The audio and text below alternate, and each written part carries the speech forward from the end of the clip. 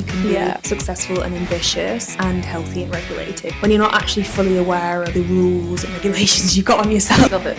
Mental health period, but Hey guys, welcome back to the podcast. Today we are speaking with Holly Dixon, who is a registered psychologist and breathwork facilitator. Holly has helped facilitate some amazing events over the last couple of years, including one with Vogue Australia. Yes, that's crazy. It was very, very cool. And she just recently helped run a retreat, a breathwork and women's retreat. So I'm sure we'll hear about that as well. Holly, welcome to the podcast. Thank you. Thanks for having me. I'm very excited. Thank you for having me at your house. We have a beautiful view here of the Harbour Bridge. Yeah, it's a shame you can't see it. We're literally looking at the Harbour Bridge. And you can just see the Opera House there on the left as well. Oh my God. Can you see Luna Park? Beautiful. Great question. Maybe I feel it's like hidden. at night I can't, which means maybe no. Okay, yeah. The obnoxious lights. I feel like we'd be able to see it. Yeah, definitely. The Ferris wheel of doom. Maybe I'll look tonight. I'll let you know. We can do a reveal at the end of the view. Yes, yeah. We'll keep you there. You've got to stay till the end. Stay tuned to the end for the reveal. I wanted to dive first off into this term, nervous system regulation. It's kind of something that is thrown around a lot on social media. It can kind of be presented as like this quick fix solution of like, oh, once I regulated my nervous system, then I got my dream body, or like I attracted wealth in my career, or once I regulated my nervous system, XYZ started to happen. Yes. I was hoping you could start by unpacking maybe like the 3 biggest myths or misconceptions around nervous system regulation and redefine what it actually is. Yeah. Great question. I feel like so many questions within that, so choose your own adventure. Biggest myth, I would say, is that regulation equals constant calmness. With nervous system regulation, there's a quick fix on Instagram or TikTok that you can get if you do X, Y, Z, and I think that is one of the biggest myths. So moving fluidly between stressed and calm is nervous system regulation. If you can move fluidly between different states, because we can't eliminate stress in our lives, we're going to be activated, we're going to be triggered, we're going to be stressed. And I think the misconception there is that you need to constantly feel calm to be regulated, and really it's about just learning to build capacity to move in and out of stressed and calm. And so I think that is a big myth that we come across there. It's like we always need to be regulated, we always need to be calm, and it is about that capacity building.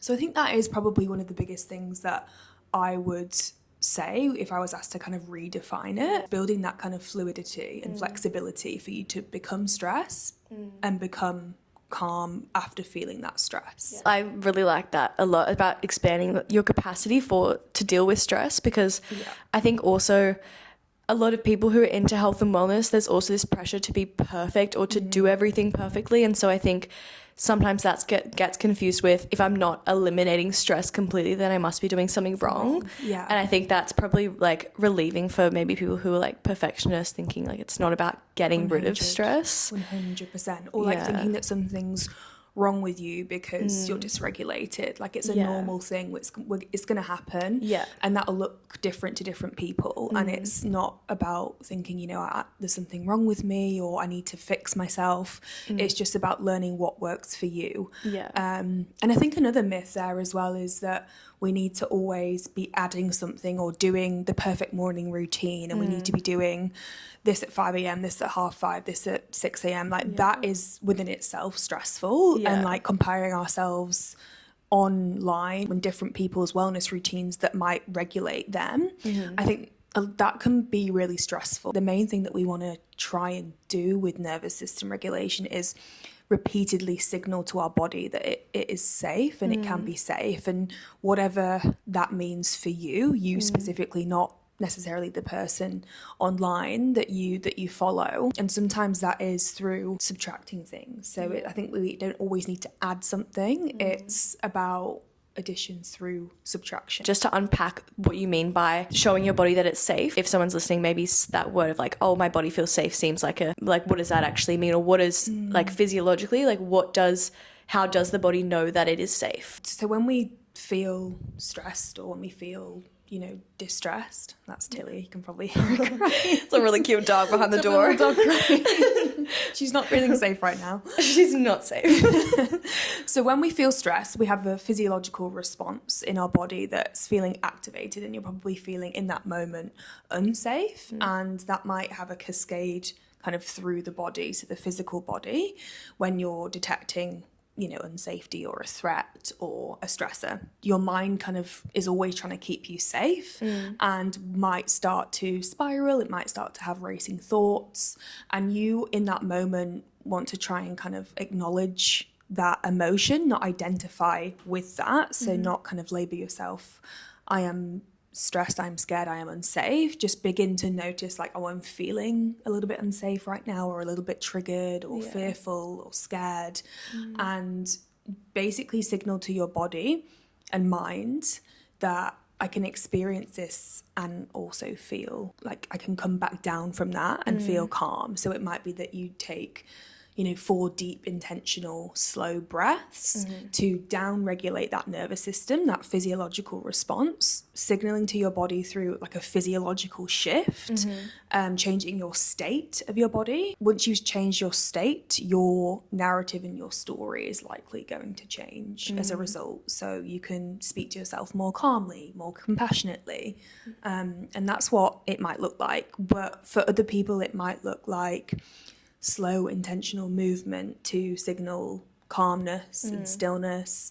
It might look like tapping your body, holding your body. It will look different to everybody, and it's about kind of developing your toolkit. One of the main things there is safety is felt in the body, and then the mind kind of follows, like, because your thoughts will shift, your perspectives will shift once that physiological arousal has reduced. I want to come back to like the tools, like you just mentioned, like building a toolkit. I also wanted to just sort of define and kind of have everyone on the same page with the word trauma. Obviously, like this is sensitive topic, so if anybody listening, if it's not really like the right time to listen, maybe just coming back to this, would you be able to help explain the different types of trauma and how something that happens in the past, how can that like continue to have an effect on our nervous system, like even after the event is over? With trauma, I tend to break it down into, you might have heard of the idea of kind of big T and little t's. The big traumas or the big T's are more about kind of adverse experiences. So it might be abuse, neglect, these kind of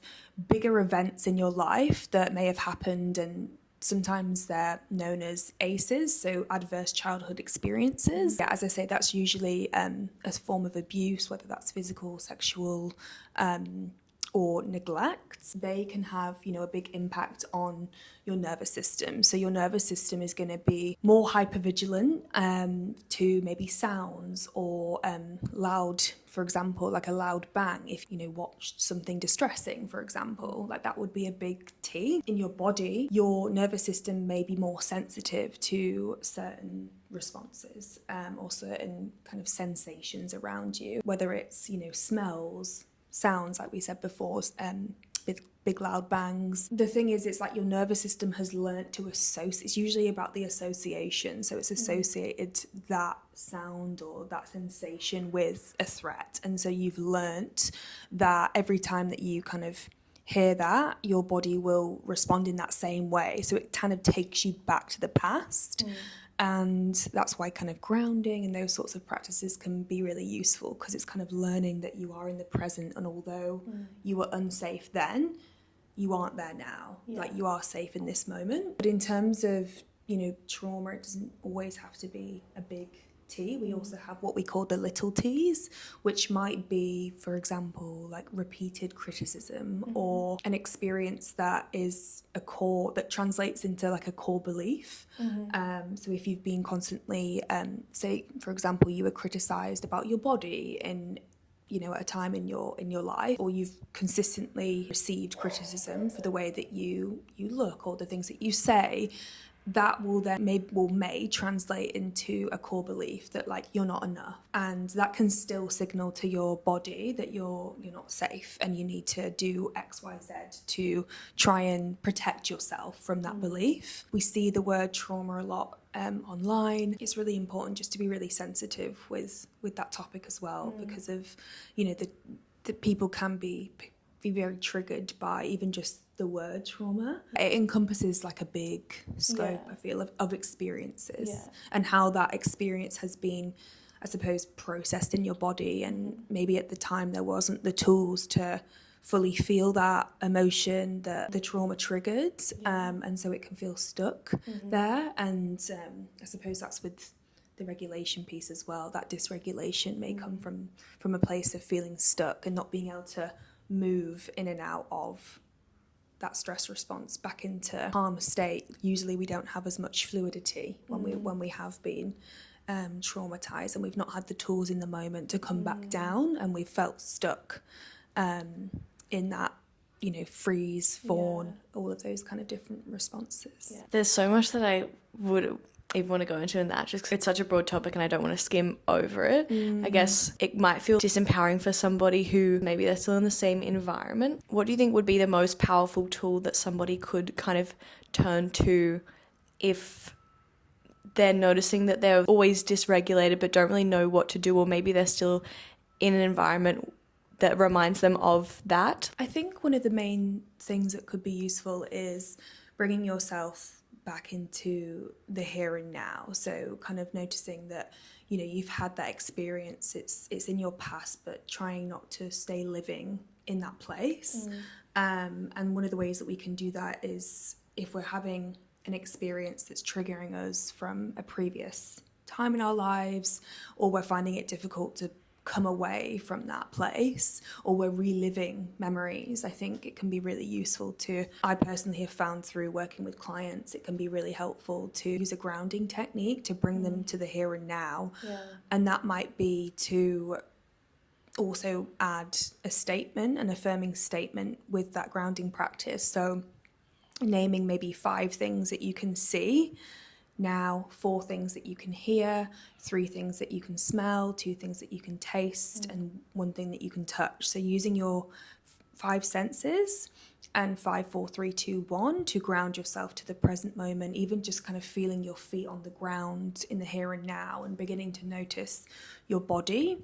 And that can really help you to, I suppose, create a little bit of space between what's happened to you and the here and now, and not allowing that time and that memory to define kind of every interpretation or experience that you have today. But I think, you know, that's really, really hard if you're in an environment that's constantly kind of reminding you of that place. If you don't have as much control over that, or if the here and now, the present is still that place, I think exploring kind of your beliefs around boundaries and how you can like remove yourself from that, and saying no to things and those sorts of things. The response to trauma can often be fawn, which is where we kind of we freeze, we don't know what to do, and so we try to people please, and we don't feel like we can say no, and those sorts of things. So I think exploring beliefs around your boundaries as well can be really useful if you're not able to remove yourself. I think that's something that a lot of women struggle with, saying no and people pleasing. I know we'll talk about later about how that also feeds into then your relationship with food or with exercise, like not being able to have boundaries in one area also feeds into other areas as well. I posted something the other day about how ADHD and nervous system dysregulation can be sometimes confused. Could you talk about how these two overlap and what actually differentiates the two? That is a great question, particularly because nowadays everyone kind of worries that they have ADHD or wants to get assessed for ADHD. I think it's absolutely a diagnosis. It's someone's experience. It's a lot of people's experience. But there can be a lot of overlapping symptoms. Someone with ADHD may struggle with difficulties with executive functioning, which is essentially a part of the brain at the front, our prefrontal cortex, is responsible for executive functioning. So it might be, you know, the planning, things that require you to, so you've got your kind of emotional brain, your amygdala, and then the prefrontal cortex. You're going to plan from this place. And people that struggle with organization, inability to kind of sit in stillness, feel like constantly overwhelmed. So a lot of those inattention symptoms, so you struggle to concentrate on one task within ADHD, are absolutely ADHD symptoms. And, you know, they are coming from a neurodevelopmental difference that has developed from, you know, in your childhood, your adolescence, and into adult life. So that neurodevelopmental trajectory with ADHD. However, someone with a dysregulated nervous system will also have difficulties with the prefrontal cortex, so that part of the brain that's responsible for planning and kind of regulating your emotional response in the amygdala. And so the symptoms can often overlap with the ones that we mentioned in that inattention box. With ADHD, you've got your inattention, and then you've also got your hyperactivity. So I think a lot of the confusion comes from the more inattention symptoms, but there may also be symptoms within the hyperactive branch of that diagnosis as well. Just becoming really curious on when you began to notice those symptoms. Was there something that happened, and with ADHD, it's really important in the diagnosis that we get information from parents and caregivers because of that developmental trajectory that you find. Whereas with nervous system regulation, although the symptoms might be similar, there might have been a sustained period of chronic stress that's then led to that nervous system dysregulation, and that's then become your normal. So you might identify with that for as long as you can remember, but it may not be ADHD. But this is why assessment with professionals is really important to kind of disentangle that. Speaking to your parents, your carers around what was I like as a child can be really useful, and just getting really curious on it before wanting a diagnosis, because once you get a diagnosis you're gonna be fixed, because actually the diagnosis will just provide you with maybe a validation, psychological tools, psychological therapy, and developing a lot of tools together with that therapist. But it doesn't take away what you're struggling with. There's a lot on that one as well. Yeah, definitely. I just this was because that was the catalyst for me even reaching out to you. I was like, I want to mention this. Even just to have the awareness that the two can overlap, and then that might put people at ease if they're stressing about, should I go and get this diagnosis? Just knowing that there's other things that might be influencing the way that you're feeling. Yes. If that's within itself is just so empowering to have that knowledge. I think another thing that came to mind just as you were talking then is that they're not mutually exclusive, so they could coexist. So if someone's got ADHD, because of that feeling of feeling constantly stressed or struggling to organize themselves, or someone with ADHD may then struggle with certain jobs because of those difficulties, particularly if they haven't got the support, and that could then lead to a dysregulated nervous system because they're constantly feeling stress as a result of the ADHD symptoms. So really important as well to just bring awareness to the fact that it might not be one or the other. It might be confounded by having ADHD, but it wouldn't be the other way around. So you wouldn't you wouldn't have a dysregulated nervous system and then that would lead to ADHD. But it could go the other way. So the key is really the ADHD you be presenting as a child, and then having a dysregulated nervous system might be amplified after a period of chronic stress sort of thing. Okay. Yeah, and you could absolutely not get a diagnosis of ADHD until adulthood, but there's a neurodevelopmental trajectory. What led you into studying psychology and becoming a breathwork facilitator? What's been your journey into finding this passion that you have? Yeah. I feel like there's been so many pushes towards it, and then with time it's just evolved. Growing up, my mum was she had depression and ADHD, so comorbid depression and ADHD, and so I was always, even though I wasn't aware, I was always curious around, her symptoms, and I could see her kind of struggling. We tried to have kind of conversations with her about it, but I was also very young, so I always was just curious. And then I started studying psychology, and it was kind of one of those things where I was like, I feel like it's the one topic that I actually look forward to. Everything else, I'm like, oh. And then literally, I was like, get me out of here. Whereas with psychology, I was like, wow, it's just fascinating, and all the case studies, and it was just human behaviour. And it was just always that pull. And then I lost my mum to mental health when I was 18.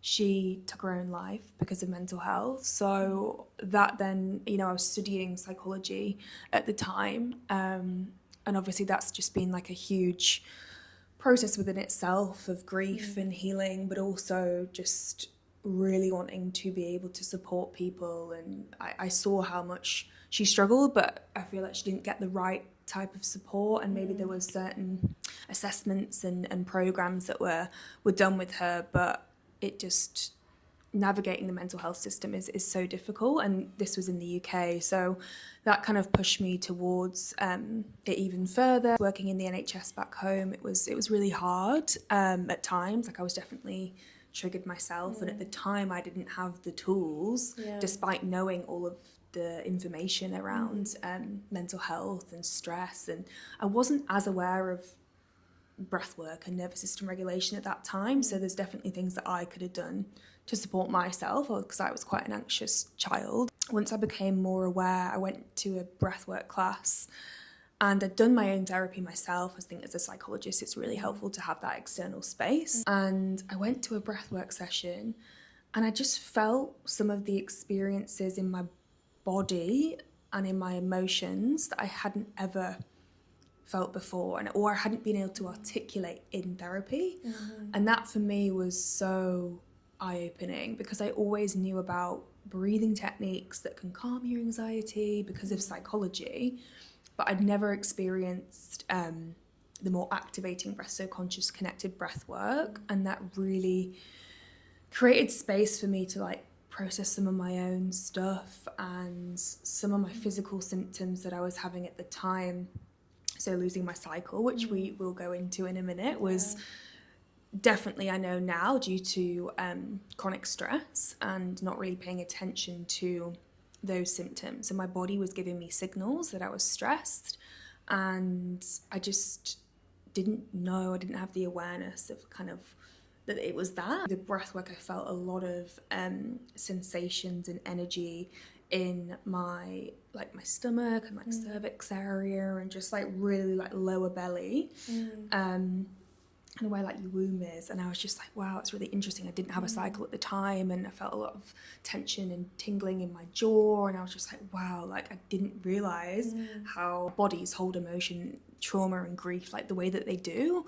And that kind of then took me down the more holistic pathway and more kind of somatic work and breath work. But yeah, nervous system regulation now, and learning more about it, and the breath work specifically, has really helped me with clients, because if they come to me and they can't articulate an emotion or make sense of it, like we come to the body, and I think having that experience just supports me to support them. Were you ever like kind of resistant to breath work or holistic modalities? How is breathing gonna fix me? 100%. Yeah. Like it's so funny, because I think because when I first started, I was still quite like stressed, so I found it hard to sit in the stillness, and learning to sit in stillness and switch off my mind was the hardest thing. And then the actual breath itself, I was like, I don't need to learn to breathe. Like we breathe every day. I don't need to tell myself to do that. Like what can the breath do?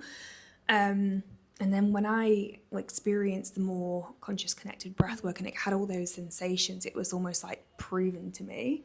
And I always say people need to experience it, because I'll talk about it so much, and obviously I'm biased, but like I'll be like, it's so incredible, like it's amazing, and everyone's like, yeah. And then it's only when they experience it. But I was definitely skeptical. I used to kind of eye roll when people would be like, let's do breath work. Like even for like anxiety, I thought, it's funny, I remember suggesting it to a client, and I remember, even though they weren't probably thinking this, I was in my head thinking, that's such a simple suggestion to give them. They're going to think, oh, as if that's going to help, because it was such a complex thing that they just shared with me. But now I like truly trust like the magic of it and the power of it. So it's like I don't feel silly anymore, but it's like it took me to experience it to know that. I think coming from psychology as well, when you start to explore more holistic modalities that have less research than like the medical model, as opposed to the more, the practices that we see more in the East, like in the Eastern side of the world. And I think it's really interesting that sometimes it needs to be like proven or researched. And in psychology, there's guidance and regulations around everything being evidence-based and using evidence-based practice. And so I would find myself conflicted between the two modalities at times, and you've got to be very careful with like what clients you have across both because of the ARPA guidelines. But navigating that has been its own kind of journey. I was once that skeptical person, thinking like, oh yeah, that's not going to work. Like, breathe in and out. Yeah, it's like a full circle moment. Yeah, but then I think that's nice, and people can probably connect with that more, knowing that you went from one side to the other. I wanted to talk a bit more about your journey to losing your period and getting it back, because I think there's a lot of girls navigating the issue of like losing your cycle, trying to get it back. What does that mean? What's actually happened? Why is it important that I get it back if I don't want a baby? Like, what's been your journey to losing it, and then the recovery process? What did you sort of learn about yourself and maybe the way that you had been operating up to that point? It's a great question. I initially thought that it was because I was doing too much physical training. So when I was living in London, I was doing a lot of fitness training, a lot of high intensity HIIT training, would wake up, have a coffee, not eat, go train, loads of HIIT style training. So it was just like cortisol as soon as you're waking up, which obviously we know your cortisol's already rising in the morning. And for women, it's really important to like nourish your body. More important to have like a slow morning, because our hormones are on a 28-day cycle, not 24 hours like males. And I think, you know, I thought it was just that. So obviously that now, having known what I knowing what I know, I know that it was more that just my body wasn't feeling safe to conceive. But whether it's physical stress or psychological stress, if it's not feeling safe, you might lose your cycle. So it comes back to that safety element. And at the time I was like, maybe I need to, you know, I was doing a marathon, and so I was like, well, I can't not do as much training. Yeah. And I thought it was all because of that. And I was definitely like lower in body weight and all of these things. So, but then once the marathon stopped and I didn't get it back, I had just learned I can now say this because I've reflected on it all, because of my nervous system was so dysregulated, my body had kind of, I think, started to work in a way where that was my baseline. Yeah. So my baseline wasn't regulation, my baseline was fight or flight, chronic stress. And when I was in stillness and in like safety, that didn't feel safe to me. It was really hard just to like sit in that and slow down. I found it impossible to like give myself permission to like have the slow morning. And I didn't get the cycle back until it wasn't necessarily about the not drinking the coffee in the morning, or obviously all of those things will help, but it was more about giving my body enough repeated like signals that it was safe. Yeah. And that was through giving myself permission to like not go and do 4 boxing sessions a week and have a slow morning and not needing to rush out the door. I think for me it was like signaling safety to my body through just slowing down. And I know that sounds like so simple and it's like, well, that's so easy to say, but it was like everything that I was doing, whether it was brushing my teeth, washing my face, was so fast paced that it was just constantly stressed. I was just constantly stressed.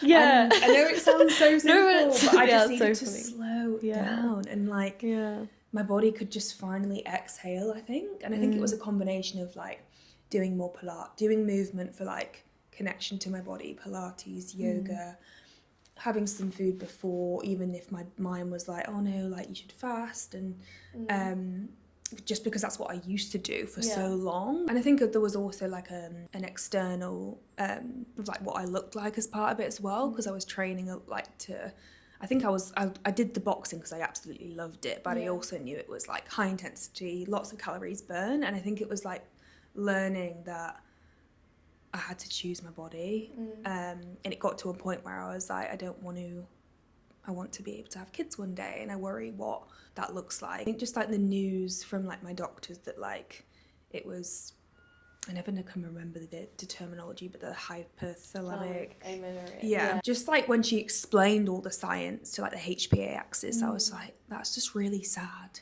I think the shift came from like feeling sad for my body and what I was putting it through. And that finally allowed me to like give myself permission to slow down and choose myself versus the routine that I'd prioritized. I had to prioritize me, not the routine and that level of functioning. How did you navigate the guilt with having the slower morning. Women who are maybe, or men, not that men have a period, but like Men that are maybe supporting their wives. Women. Who are like super ambitious, competitive athletes who their brain has just literally been conditioned to go, go, go. Their entire upbringing has been like rest is bad and like you shouldn't rest because you could be missing out on like someone else is working harder than you. How do you even begin to untangle that? Yeah, this is something that I can resonate with, and I still had this at the start of the year because my cycle only returned in May for full transparency. I still wasn't able to just slow down, and my housemate would say to me like, just slow down, and it was so easy for her to do, but I don't think she quite understood that I couldn't. She was like, why are you getting up and going out for a walk still like at 6 a.m? Like, can you not just like you're trying to slow down? But I didn't feel safe doing that. So one of the things that she actually suggested, I talked about it with her, and I thought, God, it's probably like a broken record. But she did say something to me. She says, why don't you have structure and routine and like productivity to the slowness? So then I was like, right, hey, maybe I could do that so I can... maybe. So then this is how I started to get used to it. And then now it's just like, it's funny. It's like time and exposure to it has allowed me to like... therapy to stillness and rest. It actually works. And it was such a profound moment. I thought, oh my God, that's going to work. She was like, you don't have anything on. Like, I resigned from my job, and she was like, you're just going to look after you before you go on this retreat that I was about to go on, to try and just like wind down and calm down, because I left a job that was like really stressing me out. And I thought that as soon as which I think is a great point to circle to, like with the nervous system, is that as soon as I left the job, I thought, I'm going to be fine. Like, my stress is going to lower, everything's going to return, I'm going to feel great. But because I've been operating in such a high stress place for so long, as I said, that was my baseline. So then like the slowness and like not doing anything felt unsafe, and it almost like got worse before it got better. But one thing that helped was, because I was operating from that place and that was my normal, I still had like, to start with, have like a schedule for it. So I'd wake up at a certain time, still be like, right, morning journaling, hydration, have a slow shower, like wash your face slowly, but I'd like plan it. So everything that I was doing was like calming, but it had structure and routine to it. And then after a while it just dissipated, and I didn't feel like I needed to like earn that or like schedule it in. But I think that did help, like having a routine to it, because I was so used to like get up and go train, go to work at 6, 7, 8, like get a coffee. So I think it did help. And then over time, like that, and just really trying to like give myself permission through like affirmations, like you don't need to earn rest, like every morning just trying to affirm that to myself. It did help. Did you uncover or realize what belief did you have about yourself that was forcing you to kind of go? I think it was that I had to earn rest, and I think because I was often praised as a child for like my academic achievement, and like the way that I looked was often discussed when I was at school. I think I had this impression that my body equaled like my worth as well. So I was always like complimented for like having an athletic body and like long legs like my mum and things like that. And I think I was then chasing and trying to sustain a certain like body image as well. And it was probably why I was trying to do like the high intensity training to like sustain that. But I also think it was like my worth was dependent on productivity, achievement, and like my body. Whereas now that comes from like being healthy, being regulated, like being able to like in the future bring a child into the world. Like now I think like those perspectives just shift, and like maybe that has come with like age, or maybe it's just come from that realization that's really sad, that your brain is literally not releasing hormones because it's not safe. Like that just really hit me to then maybe just challenge some of those beliefs. But I would say that the main beliefs were that I needed to keep performing, I needed to keep pushing, rest was lazy, it needed to be earned. Whereas now it's a bit more like I'm fueling my body, I'm moving my body with intention. On what you're saying about how productivity and achievement was fueling you before.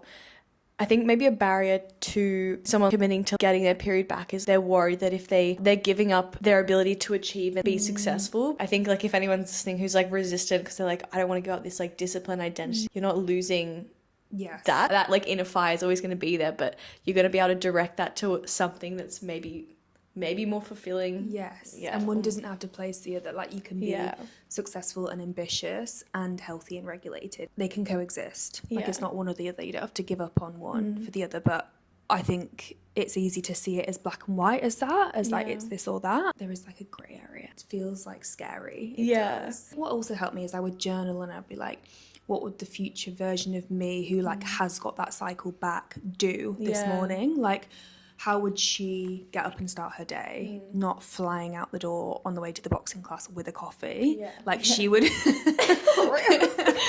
go. Like, no, that's not what she would be choosing. So I think that was helpful as well. Yeah. Like who I wanted to become and who I wanted to be. Which I can like proudly say that is me now. That's amazing. She's like, great. I can imagine all the work that's gone into that for you, and we've learned so much on the side. So yeah. And it's funny because I used to literally listen to podcasts about it when I didn't have my cycle back, and be like, yeah, but I'm not going to do that. Yeah.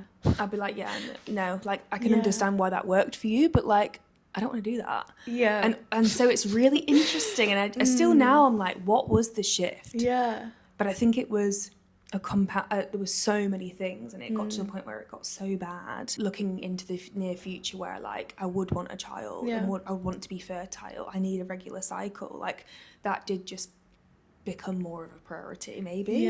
But it is sad. I think that when you said that the sadness is what hit you, it's like I think that is a big motivator as well, because I guess if you're younger, like the idea of like being fertile for a child maybe isn't the strongest motivator, but then when you actually realize like, wow, my body literally does not feel safe to function how it's supposed to. It's like shutting down its functions. Yeah. Like that is a different way of seeing it, I think. People always say like, you have to exercise less and you have to have a slow morning. I'm like, you will not catch me having a slow morning ever. But then, it's so things hard. change. It is hard, and it's like, don't get me wrong, there's still times where I have to catch myself now being like, am I slipping back into that? Like now that I've got my cycle back, I'm like, I've completely stopped boxing at one point and I've started to go again. Yeah. And I'm like, I don't need to give up that because then I would be, I would probably then feel like limited or resentful, and I don't need to not do it. It's just don't do it 5 times a week. Yeah. So I now do it once, maybe twice. Yeah. And I think it's like the certain rules that we create in our mind about what we should be doing, or what's okay and what's not okay, and it's like just becoming curious and like aware. I think the first piece is awareness, because without awareness, I think that's when you will just eye roll at like someone that you're hearing someone say something on a podcast. No, I'm not going to do that. Like I think when you're not actually fully aware of the rules and regulations you've got on yourself and your mind, the surveillance system that's happening, like what the hell? Yeah. Like once you can become aware of it, I think you can kind of explore it a bit more. I did get a lot of. I'm glad that was a question, because I got a lot of people reach out to me after that reel that I posted about the cycles, like re-guiding my cycle, and people struggling with that. And so I think if that can do, it can help one person. So I've got my like whiteboard here. So I was thinking, let's draw up a diagram of someone. What's the best way? Can we? Is it on the chair? Put it on the chair and then like just that. Oh yeah, that's good. Let's use red for clarity. Yeah, nice. Let's introduce our case study. Do you want to choose a name? Should we put her? Jane? Let's do Jane. This is Jane. Jane is a stick figure with very beady eyes. I hope you can see Jane. Okay, let's imagine Jane comes in to see you, Holly, and she is 20 years old. She hasn't had her period for the last 2 years. She's always had a difficult relationship with food and her body. She's kind of stuck in this like binge restrict cycle. She's always pushing and striving, a perfectionist, and she gets amazing results, but she's always experiencing cycles of burnout. She feels anxious in her body, doesn't really understand what's going on or why. She's always irritated and struggles to say no to people, and boundaries feel hard to set. She thinks as long as she has the perfect body, then everything will be okay. Mm-hmm. If we imagine Jane, let's do her name here to humanize her. Maybe we can look at the iceberg analogy. And so on the top, she's presenting with all these things. So she's like, no period. Here, I'll give you a pen as well. Do you want to use maybe cups? Like, so no period, maybe like irritation or like moody, that kind of thing. Yes. No period.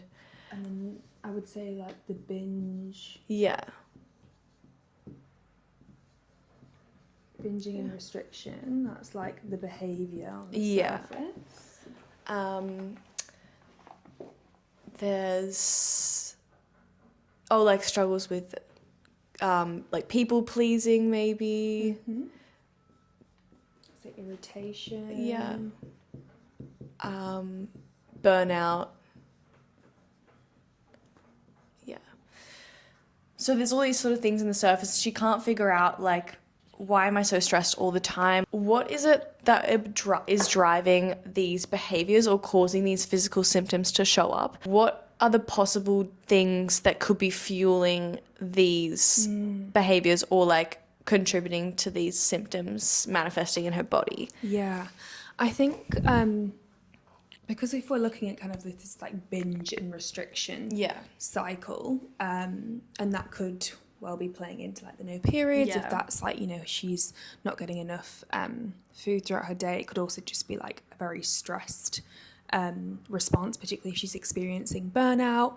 And burnout in itself is going to present as like irritation, moody disconnection.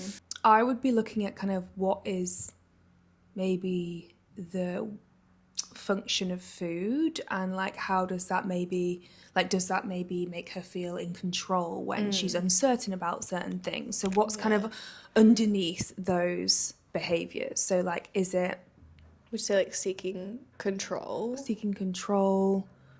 and like what is the meaning of food? Like, does that allow her to feel in control?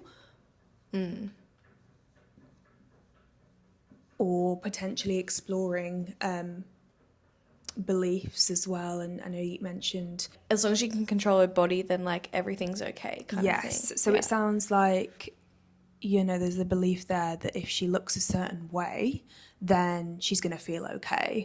And that seems like a bit of a belief and a rule that she's like telling herself. So I imagine like a lot of control comes from that. But it might be underneath there, it might be like, you know, exploring what is making her feel out of control. And then what beliefs has she kind of generated from like lots of thoughts. So it could be like an early childhood experience potentially underneath there, where maybe she was criticised.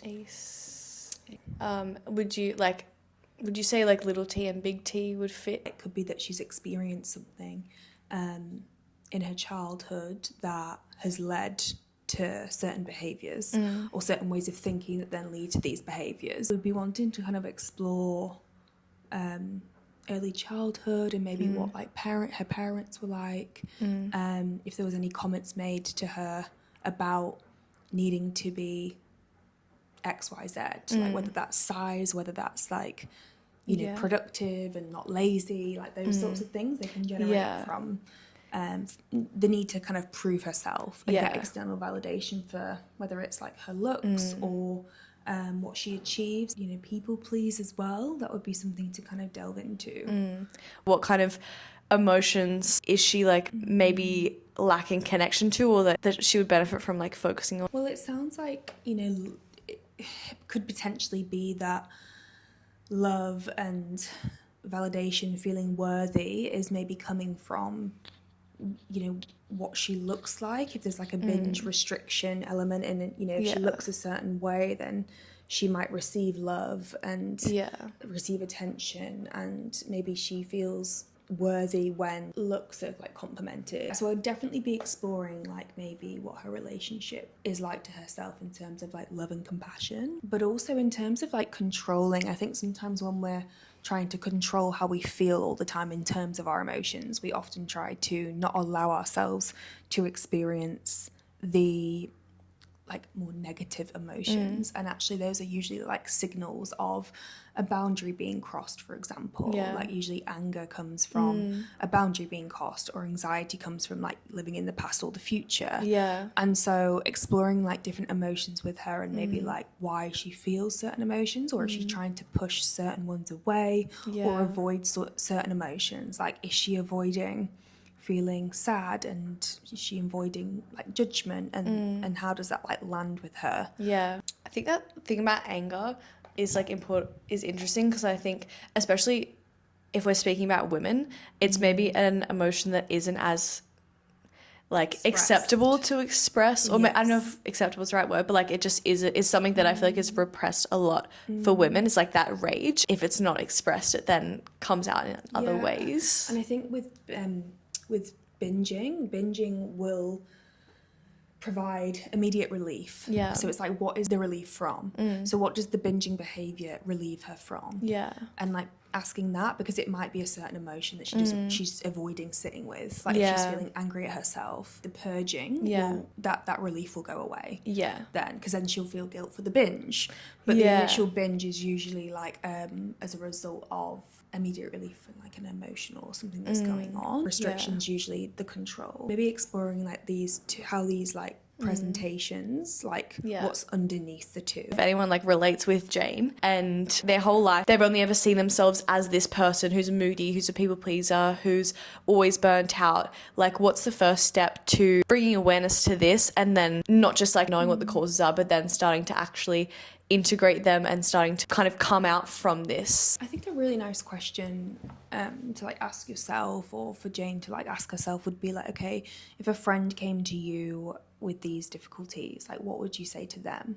And like, can you say that to yourself? And if you can't, why? And then that usually reveals, you know, maybe something that they believe about themselves, or that they aren't worthy of something that they maybe feel like their friend is. And trying to bring that question and awareness in to help Jane feel like worthy of that thing that she maybe doesn't, or maybe she doesn't need to cling on to the control, because how would it feel to like relinquish control if that's something that she would recommend her friend do? That's quite like a good place to because it brings a little bit of compassion into it. If someone's feeling like, I'm always this person, this is something that's wrong with me and I'm never going to change, it kind of creates a bit of space between that them identifying with that belief. That might just help like visualize how these things are not the whole person. They're up here with Jane, but then there's also like there's always like so valid.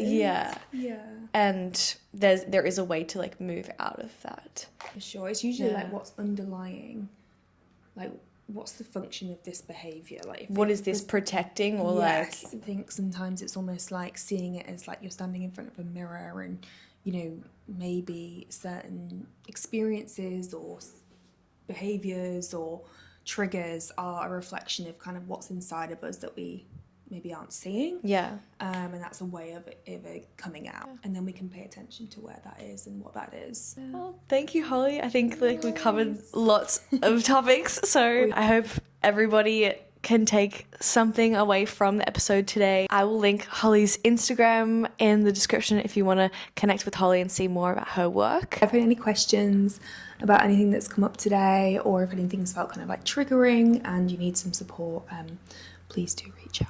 Thank you so much for listening, and we'll see you in the next episode. Bye.